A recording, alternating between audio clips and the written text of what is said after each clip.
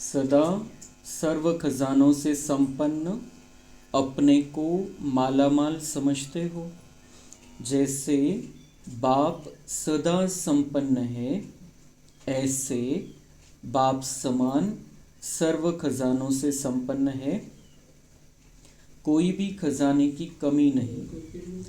ऐसे मन से खुशी का आवाज निकलता है कि पाना था सो पा लिया। मुख का आवाज निरंतर का नहीं हो सकता, लेकिन मन का आवाज निरंतर अविनाशी है। तो यह मन से आवाज निकलता है कि पा लिया, अंदर से आता है या अभी समझते हो कि पाएंगे, पा तो रहे हैं। अटल निश्चय बुद्धि बच्चे बन गए हो। बच्चा बनना अर्थात अधिकारी बनना। कभी भी अपने में भी संशय न हो कि संपूर्ण बनेंगे या नहीं, सूर्यवंशी बनेंगे या चंद्रवंशी। सदा निश्चय बुद्धि। जैसे बाप में निश्चय है, ऐसे स्वयं में भी निश्चय।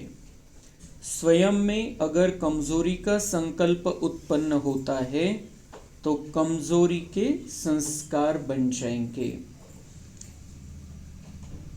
तो बाबा कह रहे हैं निश्चय पूरा होना चाहिए। अपने में निश्चय, अपने सतो प्रधान बनने में निश्चय, सूर्यवंशी बनने में निश्चय। क्योंकि हमको बाबा ने चुना है, हम सिलेक्टेड बच्चे हैं, इसलिए हमको हमारे खुद पर विश्वास होना चाहिए। और विश्वास है तो हम आगे बढ़ेंगे।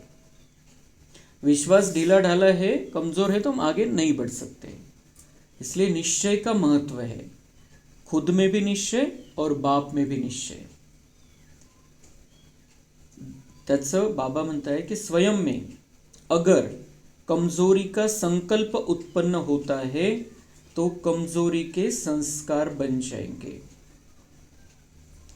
जर स्वतःवरती विश्वास नसेल कि माझ्याकडून होणार नहीं, और हम अधिकारी आत्माएं हैं, बाबा ने बता दिया पाना था, आपको जो चाहिए वो ले लो, आप अधिकारी आत्माएं हैं। और ऐसा होते हुए भी अगर हमें खुद में संशय है कि मैं नहीं कर सकता हूं, तर काय होईल, तो कमजोर वाटून घेण्याचा संस्कार बनून जाईल। स्वतःला कमजोरच समजणार मग आपण, आणि मग कमजोर समजलं, माझ्याकडून होत नाही म्हटल्यावर मग करणारच नाही। होऊ शकत नाही माझ्याकडून, मी तसा होऊ शकत नाही, त्या लेवलला पोहोचू शकत नाही, तसं शांत राहणं शक्य नाही, तशी स्थिरता आणणं शक्य नाही, थोडी थोडी तर गडबड राहील, ही दुनिया अशी आहे, लोक असे आहे। नाही, हे कमजोरी आहे। लोक कसे, दुनिया कशी आहे, तुम्हाला कसं राहायचं हे बाबांनी शिकवलेलं आहे। तो बाबा कह रहे अगर ये कमजोरी के संकल्प उत्पन्न करेंगे कि नहीं हो सकता, मैं नहीं कर सकता, तर कमजोरीचे ते संस्कारच बनून जातील तसेच, मग होणारच नाही। उदाहरण बाबा देता है, जैसे कोई एक बार भी शरीर से कमजोर हो जाता है और थोड़े समय में तंदुरुस्त नहीं बन सका तो कमजोरी के जर्म्स पक्के हो जाते हैं। ऐसे व्यर्थ संकल्प रूपी कमजोरी के जर्म्स अपने अंदर प्रवेश नहीं होने देना, नहीं तो उनको खत्म करना मुश्किल हो जाएगा। तब्येत खराब झाली, कशाचं इन्फेक्शन असेल तर आपण टेस्ट करतो आणि डॉक्टर्स अँटीबायोटिक देतात। ते जे बॅक्टेरियामध्ये गेलेले तयार झालेले, जे आपल्या शरीरासाठी आवश्यक नाही आहे, त्याला संपवण्यासाठी मग अँटीबायोटिक औषध दिलं जातं। मग त्या अँटीबायोटिकचा तो जो डोस असतो तो जर आपण कमी घेतला, काही असे असतात की 5 दिवस घ्यायचे असतात, काही 7 दिवस घ्यायचे असतात, काही 10 दिवस घ्यायचे असतात। त्याच्या आधी जर तो आपण डोस बंद केला तर मग ते जे अर्धवट राहिलेले जे बॅक्टेरिया आहे ते अजून मोठ्या प्रमाणात उत्पन्न होतात। तर बाबा म्हणताय की तुम्ही टेस्ट करून मग ट्रीटमेंट घेता आणि त्या संपूर्णपणे त्याचा नायनाट करता। ते बॅक्टेरिया संपत नाही तोपर्यंत ट्रीटमेंट घ्यायची असते, नाही तर मग ते अजून बिमारी उत्पन्न करणार जर मध्येच राहिले तर। तसं बाबा म्हणताय की हे आत्म्यामध्ये जे व्यर्थ संकल्पांचे जे कीटाणू आहे, बॅक्टेरिया आहे, व्हायरस आहे, त्याला पण तुम्हाला ताबडतोब समाप्त करायचं आहे। जर ते तसेच राहिले तर एक कमजोरीचा विचार 1000 कमजोरीचे विचार निर्माण होतील। म्हणून जसं ते सगळे व्हायरस आणि बॅक्टेरिया संपवायचे असतात, तसं मध्ये आलेले व्यर्थ संकल्प, व्यर्थ विचार, कमजोरीचे विचार हे ताबडतोब समाप्त करायचे. आणि त्याच्यासाठी आधार बाबा, बाबांची आठवण, बाबांचं ज्ञान, मुरली, योग. त्या आधाराने आपण ते सगळं मध्ये जे आलेले व्हायरस आहे, कमजोरीचे विचार आहे, ते सगळे समाप्त करू शकतो. तो बाबा कह रहे ऐसे व्यर्थ संकल्प रूपी कमजोरी के जर्म्स अपने अंदर प्रवेश नहीं होने देना, नहीं तो उनको खत्म करना मुश्किल हो जाएगा. अभी तक जो है उनको हमको निकाल देना है, और आज से आगे बाबा कह रहे हैं अंदर नहीं आने देना. ये व्यर्थ संकल्प के जो कीड़े हैं उनको अंदर नहीं आने देना, नहीं तो ये बहुत बड़ी बीमारी का रूप बन जाएंगे. आत्मा बीमार, शरीर बीमार और भाग्य कमजोर.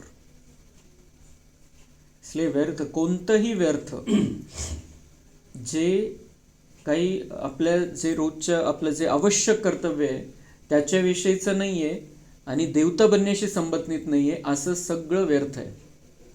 हा काय करतो, तो काय करतो, असंच करतो, असंच झालं, तिकडं असं झालं, तो असं करतो, राजकारणामध्ये यांचं असं, त्यांचं तसं, हे तेवढ्यापुरतं तेवढं, फक्त एक समज, थोडंसं आपल्याला माहिती पाहिजे म्हणून, पण त्याला इथं नाही घुसवायचं आहे. नहीं तो फिर उनको ख़त्म करना मुश्किल हो जाएगा. और फिर वो कमज़ोर संकल्प अनेक कमज़ोर संकल्पों को अंदर जन्म देते हैं. भिन्न भिन्न भाषा के होते हुए भी एक मत, एक बाप, एक ही निश्चय और एक ही मंजिल. सिर्फ सेवार्थ भिन्न भिन्न स्थानों पर रहे हुए हो. अगर सभी एक स्थान पर बैठ जाओ तो चारों ओर की सेवा कैसे होगी. तो बाबा कह रहे हैं आपको यहाँ पर सेवा के लिए भेजा हुआ है. सबको मधुबन में नहीं बिठा सकते, सबको सेंटर पर नहीं रख सकते हैं, इतनी व्यवस्था नहीं हो सकती है, और हम जहाँ रहते हैं वहाँ के एरिया की सेवा करनी है हमको, इसलिए हमें बाबा ने इधर रखा हुआ है. हे क्लिअर. पण कसं इकडे राहतोय आपण, तर त्यावेळेला कसं राहायचंय, बाबा के सब बच्चों का एक मत होना चाहिए, सबका एक बाप से कनेक्शन, एक ही निश्चय और एक ही मंजिल. हम भले बिखरे हुए हैं, कोई किधर है, कोई अपने घर में है, कोई किधर है, कोई किधर है, कोई किधर है, बाबा के बच्चे सब मधुबन में या सेंटर पर नाही आहे, पण जिथं कुठं आपण आहे तिथं बाबा म्हणताय सगळ्यांनी एक मताने राहायचं. आणि एक मत मिळते आपल्याला मुरलीच्या माध्यमातून. बाबा की जो मत है वो हम सुनते जा रहे हैं, बाबा की क्लास में बाबा की मत मिलती है, तो उस पर हमको पक्का रहना है. एक ही निश्चय और एक ही मंजिल है. बाबा कह रहे सिर्फ सेवार्थ भिन्न भिन्न स्थानों पर रहे हुए हो, अगर सभी एक स्थान पर बैठ जाओ तो चारों ओर की सेवा कैसे होगी. मधुबन से कोने कोने में परसोड़ा की सेवा कैसे होगी, मधुबन में बैठ गए जाके तो. इसलिए बाबा ने अलग अलग स्थानों पर रखा हुआ है. जब सेवा समाप्त हो जाएगी तब सभी मधुबन आ जाएंगे. सभी मतलब बाबा कह रहे जब सेवा समाप्त हो जाएगी, इधर की आपकी सेवा समाप्त हो जाएगी, मधुबन में बुला लिया जाएगा. मधुबन आपका घर है.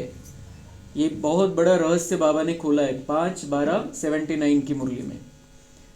मधुबन आ जाएंगे, लेकिन वह भी कौन आएंगे. मधुबन में विनाश के समय में बाबा किसको बुलाएगा, मतलब इधर का फिर प्रभाव ही नहीं रहेगा वहां पर. जब मधुबन में कोई रहेगा विनाश के समय, विनाश कब हुआ, इधर क्या हुआ, कुछ पता नहीं, क्योंकि दुनिया से बहुत अलग स्थान है वो. और मधुबन में विनाश के समय रहना ये बहुत बड़े भाग्य की बात है. लेकिन हर एक का पार्ट अपना अपना है. हम जहाँ भी रहेंगे बाबा की अगर छत्र छाया में रहेंगे तो बाबा हमको सेफ रखेगा, लेकिन किसी किसी का पार्ट है, बाबा मधुबन में बुला लेगा. तो कौन जाएंगे मधुबन विनाश के समय, जो नष्टो मोहा होंगे और जिनकी बुद्धि की लाइन क्लियर होगी. अगर इधर फंसे हुए हैं तो फिर बाबा क्यों बुलाएगा. अगर यहाँ के मोह में है तो बाबा बुलाएगा ही नहीं. इनको देखना है, उनको देखना है, मैं और मेरा, ये जो चक्कर है वो जिनके बुद्धि में रहेगा, बाबा उनको मधुबन नहीं बुलाएगा. तो वो उस समय नहीं होगा। विनाश के समय मैं और मेरा के चक्कर में अचानक से हम निकल जाए, ऐसा नहीं होगा। ये बहुत काल की प्रैक्टिस चाहिए कि न्यारा और प्यारा रहते हुए सब कुछ करना है। तो वो वैसा जिनका होगा नष्टो मोहा, और जिनकी बुद्धि की लाइन क्लियर होगी बाबा से। बाकी कुछ भी नहीं बुद्धि में, एक बाबा के सिवाय बुद्धि में कुछ भी नहीं। बाबा के साथ में सब कुछ कर रहे हैं, करना सब कुछ है, लेकिन बाबा के साथ में है। और एक सेकंड में बाबा से कनेक्शन जुट जाता है। बाबा देखो क्या करना है, अभी कुछ भी हो जाए पहले बाबा याद आ जाता है। उनकी कहेंगे लाइन क्लियर है। तो ऐसे जिनकी लाइन क्लियर है और जो नष्टो मोहा है, उनको मधुबन में बाबा विनाश के समय में बुलाने वाला है। उस समय टेलीफोन या टेलिग्राम से बुलावा नहीं होगा, चालणारच नाही त्यावेळेला। मोबाईल बंद पडून जातील, टेलिग्राम तर आत्ताच बंद पडलेलं आहे, तार येत नाही आता कोणाला, आता मोबाईलवरच येतं सगळं, पण मोबाईल पण बंद पडतील। बाबा म्हणतात मोबाईलने नहीं बोलवणार तुम्हाला, मधुबनवरून फोन आला आणि जायचं है, ऐसा नहीं होगा उस समय में। लेकिन बुद्धि की लाइन क्लियर होने से बुलावा पहुंच जाएगा।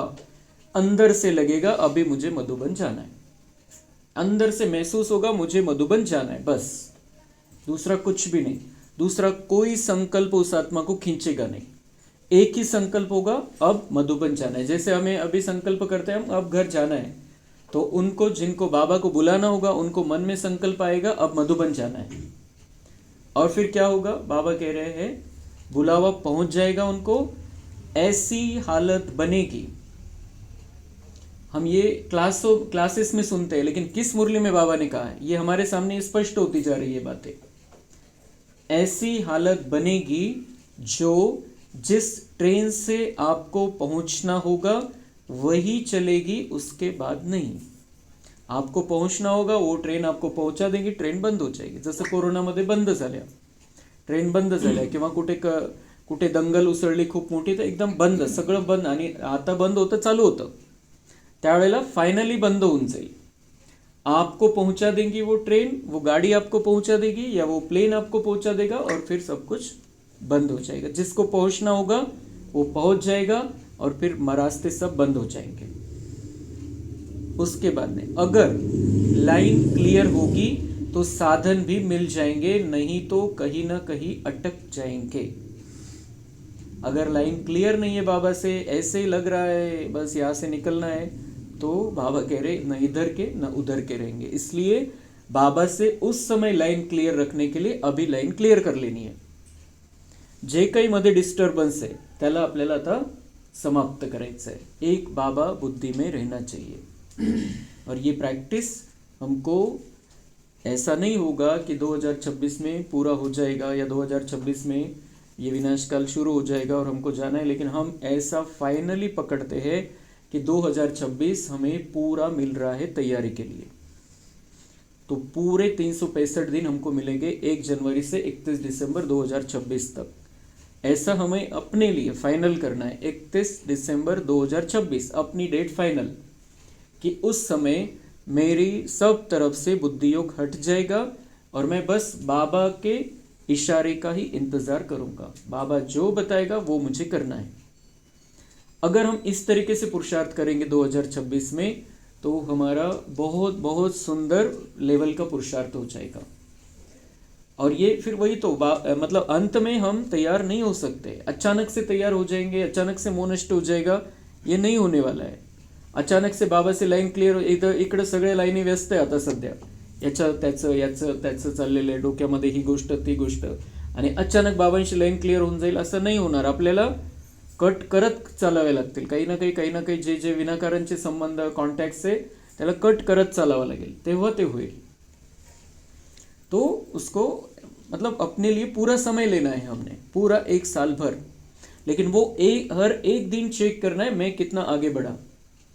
अगर हम टार्गेट रखेंगे तो हम कुछ कर पाएंगे, नहीं तो मग 2025 जसं आला आणि गेला, आत्ता आला होता आत्ता संपला, तसंच 2026 पण होऊन जाईल। ये फाइनली हमारे सामने इतनी फाइनल की बातें आ रही है। अब हमको पूरा टारगेट अपने सामने रखना है। 2026 मेरा बहुत बहुत बहुत सुंदर पुरुषार्थ का समय है और बाबा मुझे दे रहा है गिफ्ट में। अगर लाइन क्लियर होगी तो साधन भी मिल जाएंगे, नहीं तो कहीं ना कहीं अटक जाएंगे।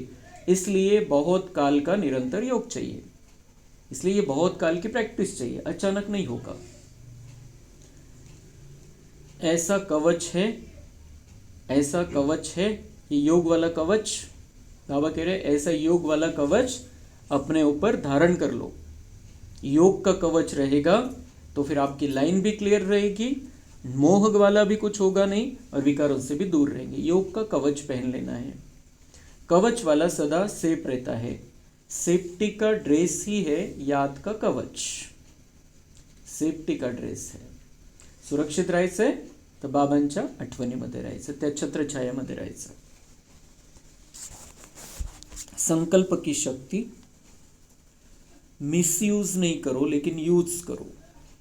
संकल्पामध्ये खूप शक्ती आहे आणि आपल्या संकल्पामध्ये तर खूप शक्ती आहे।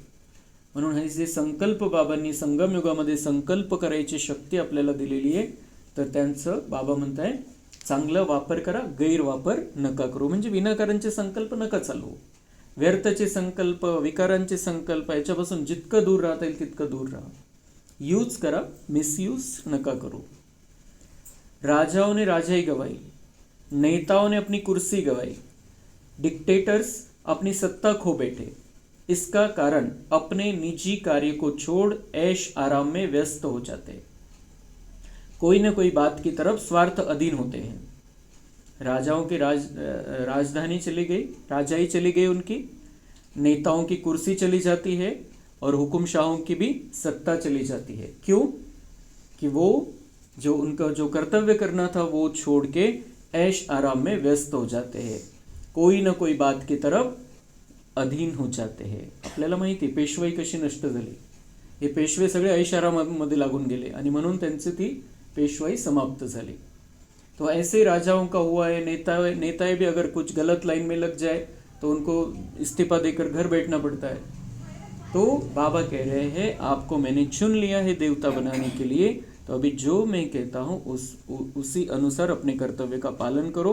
अभी ऐश आराम के दिन गए, अभी ऐश आराम अंदर की करनी है मन बुद्धि से।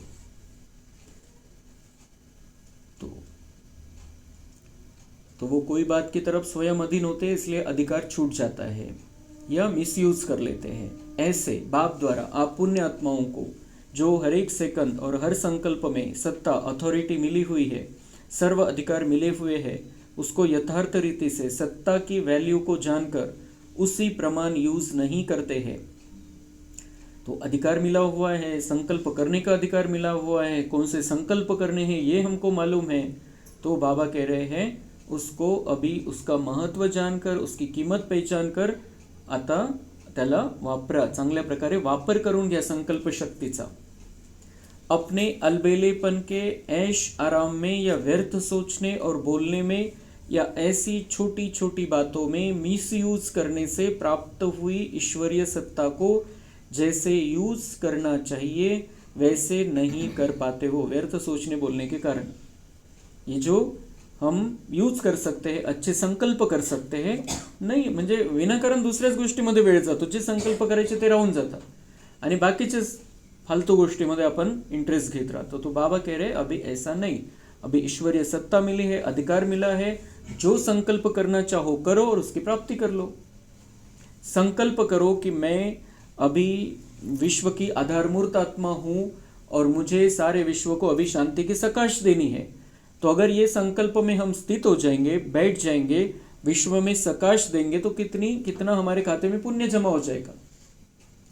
और वही अगर हम संकल्प इधर उधर के इसके उसके करते बैठेंगे तो व्यर्थ जाएगा, सारे वृक्ष में व्यर्थ जाएगा और व्यर्थ फैलाने के हम निमित्त बनेंगे।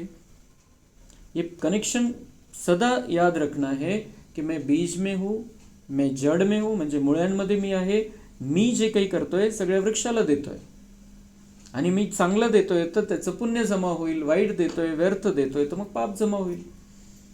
ये बहुत ध्यान रखना। इसलिए ये जो संकल्प, हम कौन सा भी संकल्प कर सकते हैं, ऐसे संकल्प करने हैं जिससे हमारा जमा हो, जमा का खाता बढ़ता जाए।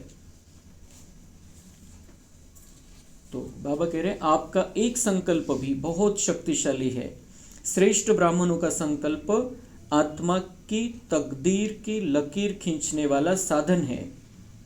आत्मा की तकदीर की लकीर खींचने वाला साधन। एक संकल्प में इतनी ताकत है। आपके संकल्प की स्विच को ऑन करने से सेकंड में अंधकार को मिटा सकते हो। खुद का भी अंधकार मिटा सकते हैं और दूसरों का भी अंधकार हम मिटा सकते हैं। स्विच ऑन करो श्रेष्ठ संकल्पों का।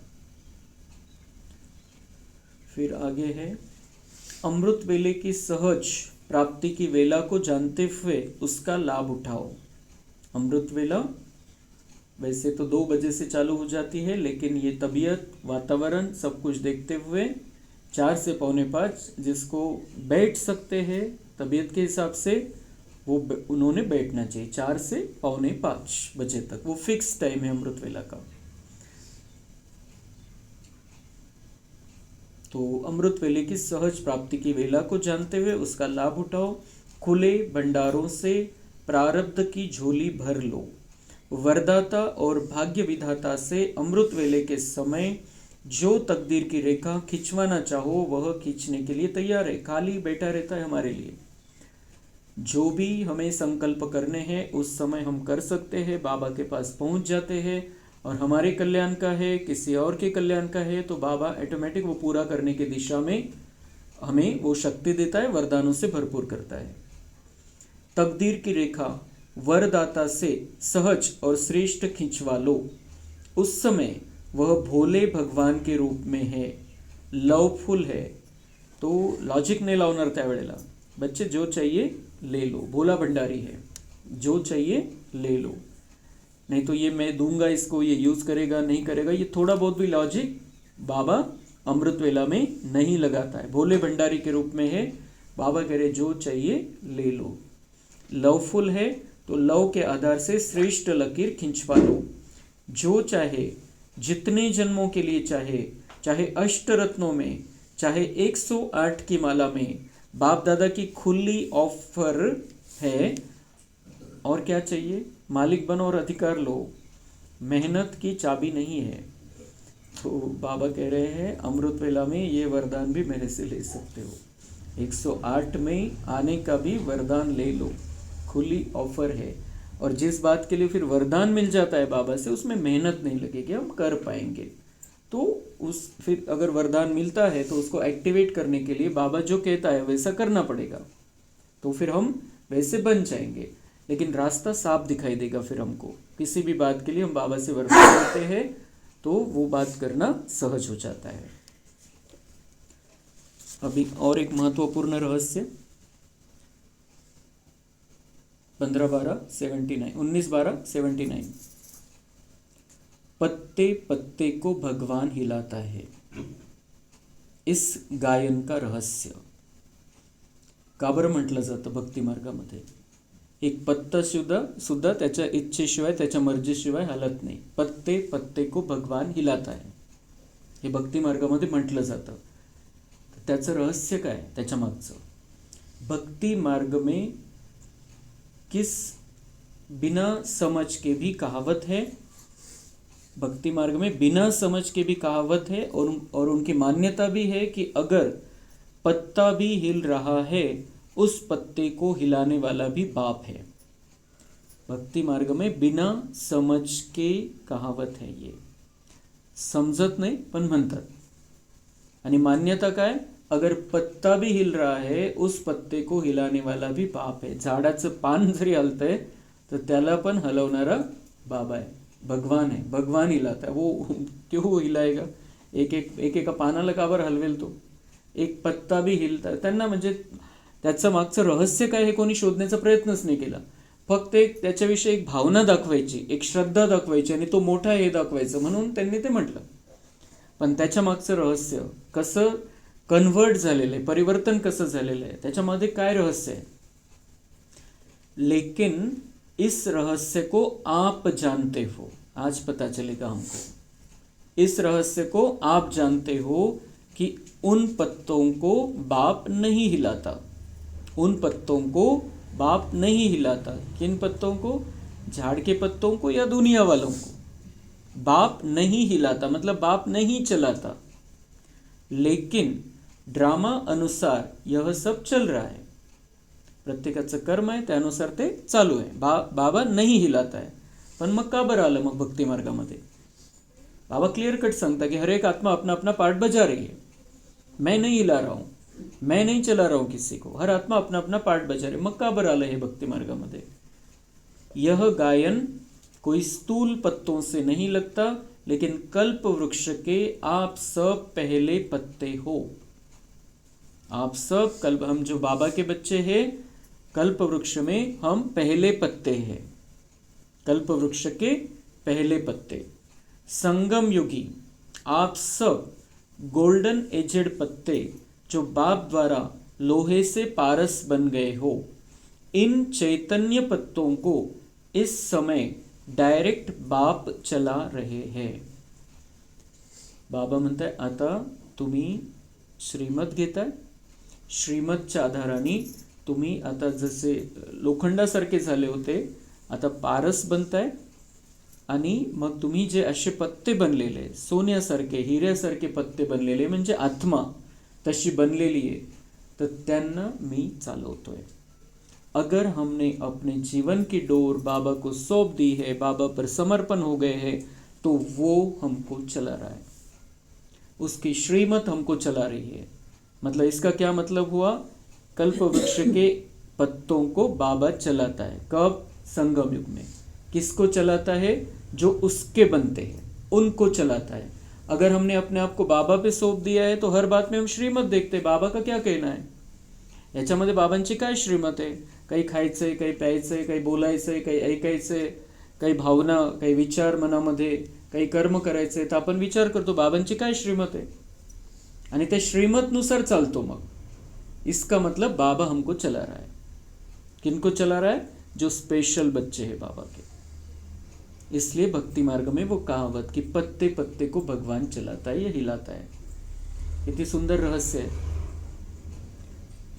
तो यह जो कहावत है वह भक्ति के समय की नहीं, लेकिन संगम समय का गायन है. ये भक्ति का नहीं, अभी संगम युग में जो हुआ है उसकी कहावत बन गई है कि पत्ते पत्ते को भगवान हिलाता है. तो किसको हिलाता है? हमको हिलाता है, जो बाबा के बच्चे संगम युग में बनते हैं. संगम का गायन है. तो आप सभी पत्ते बाप की श्रीमत पर ही हिल रहे हो, अर्थात चल रहे हो ना. फिर बाबा हमको टटोल के भी देखता है.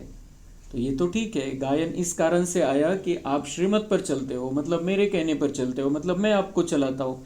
पण मग बाबा म्हणता है चेक करा कि आप चल रहे हो श्रीमत पर. कौन चल रहे हैं, कौन नहीं चल रहे हैं, कितना चल रहे हैं, कितने % में चल रहे हैं, पूरा चल रहे हैं, अधूरा चल रहे हैं, आधे मन से चल रहे हैं, पूरे मन से चल रहे हैं. हर एक को अपना अपना पता है. लेकिन अब हमें ये पता चल गया है, बाबा के ज्ञान के रहस्य हमें पता चलते जा रहे हैं. अब हमें अपने आप को बाबा पर सौंप देना है. वो जैसा चलाए वैसा चलना है. ऐसा पत्ता बन जाना है, वो जैसा हिलाए, जैसा चलाए, जो करना है वो करे, ऐसा समर्पित हो जाना है.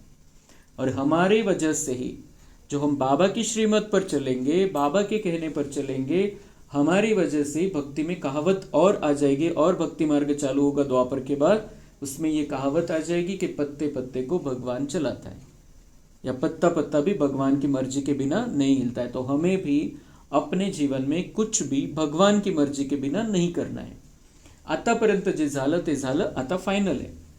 आता अंतिम समय आलेला आहे. आता बाबांच्या श्रीमतच्या विरुद्ध आपल्याला नहीं चालायचं. ये बिल्कुल हमारा पक्का होना चाहिए कि अभी बाबा की श्रीमत के अनुसार हमको चलना है. मुझे बाबा हिलाए, बाबा चलाए.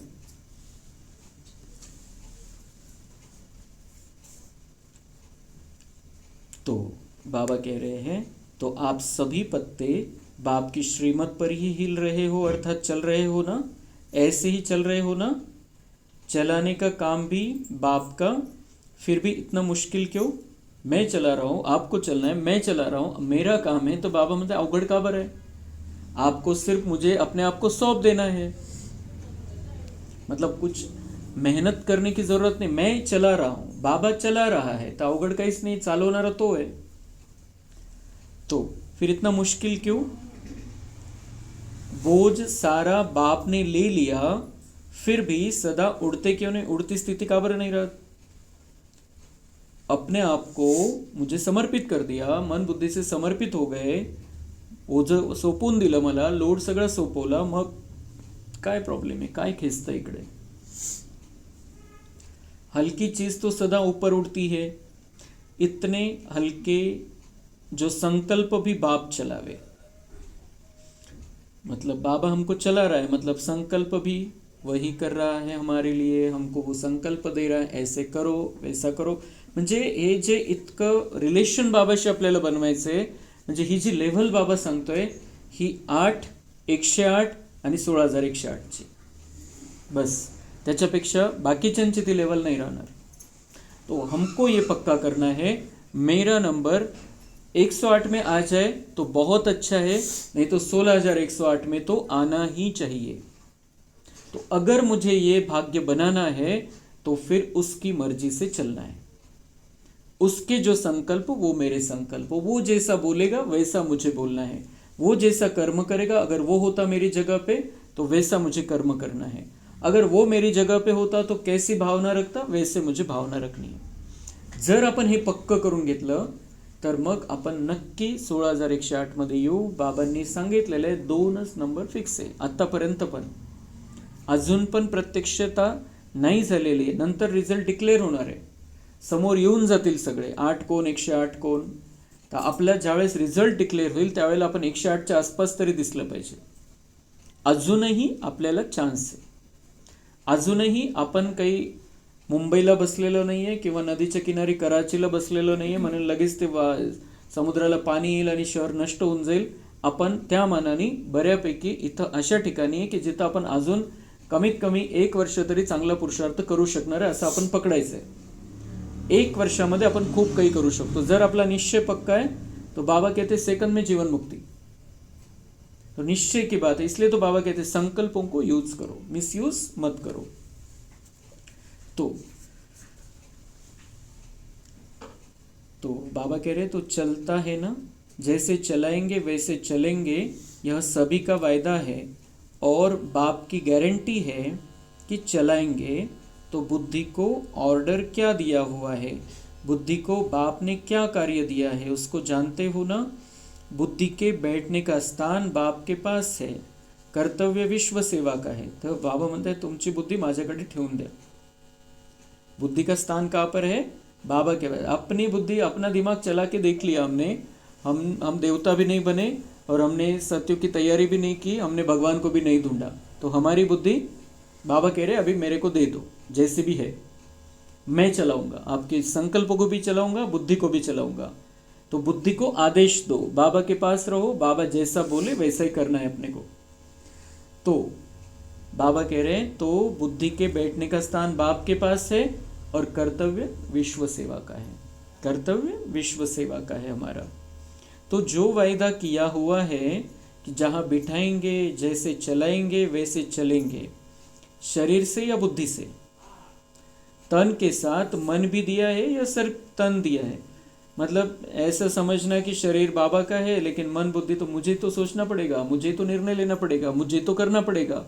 तो मग मुझे करना पड़ेगा, मुझे करना पड़ेगा, तो शरीर कब मेरा हो जाता है पता भी नहीं चलता. कितना भी हम बोल ले कि बाबा ने दिया हुआ तन है, मैं अलग हूँ, आत्मा अलग है, लेकिन जब मुझे मैं ये करते हैं हम, तो मन बुद्धि भी अपने पास ही रहती है, बाबा के पास जाती नहीं, बाबा उसको यूज नहीं कर सकता है. तो तन के साथ मन भी दिया है या सिर्फ तन दिया है. तन और बुद्धि से जहाँ बिठाए, जैसे चलाए, जो कराए, जो खिलाए वही करेंगे, यह वायदा किया हुआ है ना. तो बुद्धि का भोजन है शुद्ध संकल्प, जो खिलाएंगे वह खाएंगे, यह वायदा है ना. तो मन बुद्धि के लिए यह भी वायदा याद रखो तो सहयोगी बन जाएंगे. तो मन बुद्धि के लिए यह वायदा याद रखो तो सहयोगी बन जाएंगे. जो जैसा बाबा खिलाए पिलाए जहाँ रखे बस मजे में रहना है, मस्त रहना है. तो हम सहयोगी बन जाएंगे, बाबा को सहयोग करेंगे तो बाबा हमको बहुत अच्छी रीति से चलाएगा और फिर सहयोगी तो हम ऑटोमेटिक रहेंगे. अपना बोझ अपने ऊपर न रखो, कैसे करूँ, कैसे चलूँ, इस बोझ से हल्के हो जाओ। कैसे करूँ, कैसे चलूँ, हर बात का जवाब बाबा हमें मुरली से देता है। इस बोझ से भी हल्के हो जाओ। मन को चलाने की आदत बहुत है ना, एकाग्र करते हो फिर भी चल पड़ता, फिर मेहनत करते हो। चलाने से बचने का साधन है, जैसे आजकल अगर कोई कंट्रोल में नहीं आता, बहुत तंग करता है, बहुत उछलता है या पागल हो जाता है, तो उनको ऐसा इंजेक्शन लगा देते जो वह शांत हो जाता है। आता ह्या आपण हे जे ऐकतोय पॉईंट्स, हे पॉईंट्स काही काही वरदानमध्ये पण घेतलेले, हे जे मेन पॉईंट्स आहे. वरदान म्हणजे राजूभाईंना सेवा काय दिलेली बाबांनी, की वरदान जे बाबांनी दिलेलं आहे डायरेक्ट कोणाला तरी, ते वरदान भव जे लिहिलेलं असतं ते बाबांनी कोणाला तरी वरदान दिलेलं आहे आणि प्रत्यक्षपणे दिलेलं वरदान मग ते ॲड केलं जातं प्रत्येक मुरलीमध्ये. पण त्याचं जे स्पष्टीकरण आहे हे अव्यक्त मुरल्यामधून घेतलेलं आहे. आपण हे ऐकलं होतं, 1-2 महिन्यापूर्वी हा पॉईंट आलेला होता. तो वो सेटिंग की हुई रहती, वरदान वगैरे. हे जे बाबांची जी मुरली आहे ती प्रश्न उत्तर नहीं है. बाबांच्या मुरलीमध्ये जेव्हा बाबा येतात, प्रश्न उत्तर नहीं, धारणा के लिए मुख्य सार नहीं, वरदान नहीं, स्लोगन नहीं. तो ये सब हमें एक्स्ट्रा पढ़ाई के लिए ये रोज की मुरली में डाला जाता है. तो लिया कहाँ से है? मन का किसी का भी नहीं है. जो बाबा ने समझाया है त्या वरदानाशी कनेक्टेड जो पॉइंट असेल तो मग तिथे ॲड केला जातो.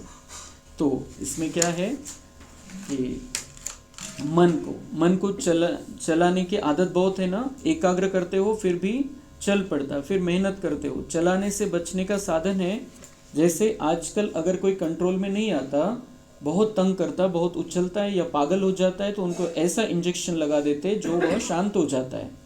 तो ऐसे संकल्प शक्ति से बाप के पास बैठ जाओ तो संकल्प शक्ति व्यर्थ नहीं उछलेगी. बैठना भी नहीं आता है क्या? सिर्फ बैठने का ही काम दिया है और कुछ नहीं. अभी तो समझ रहे हो ना, बहुत सहज है. व्यर्थ मेहनत से छूट जाओ. आप बाप को बच्चों की मेहनत देख तरस तो पडता है ना.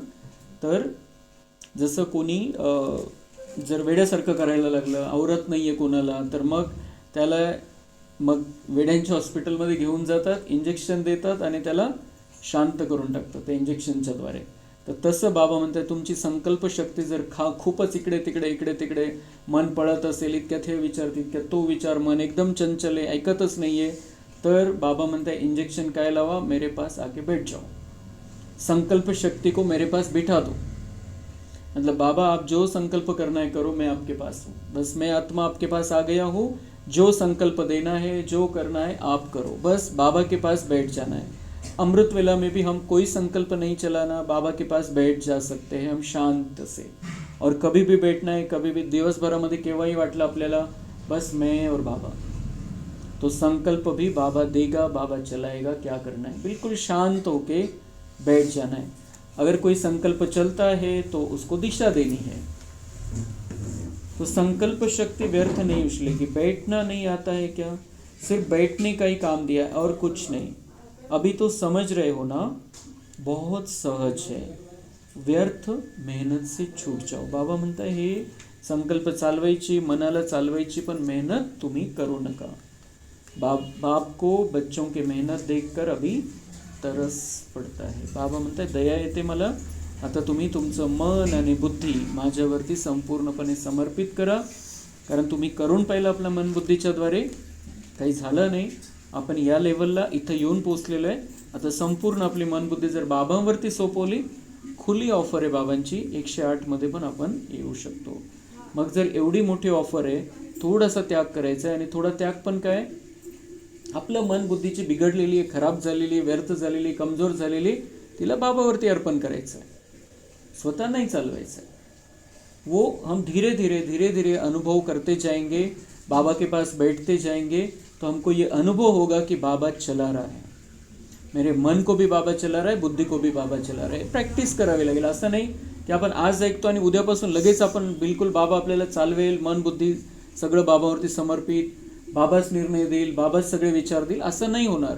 पण एक वेळ अशी येईल की ज्यावेळेला संपूर्णपणे आपण बाबावरती संपूर्ण निश्चयासहित समर्पित झालो आणि बाबावर खूप प्रेम असेल तर बाबा खूप चांगल्या प्रकारे आपल्यामध्ये संकल्प पण भरेल, जे करायचं ते पण क्लिअर होईल आणि मग आपल्याला निर्णय पण योग्य घेता येईल.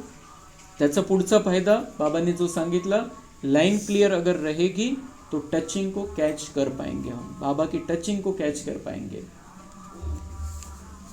अच्छा, ओम शांति.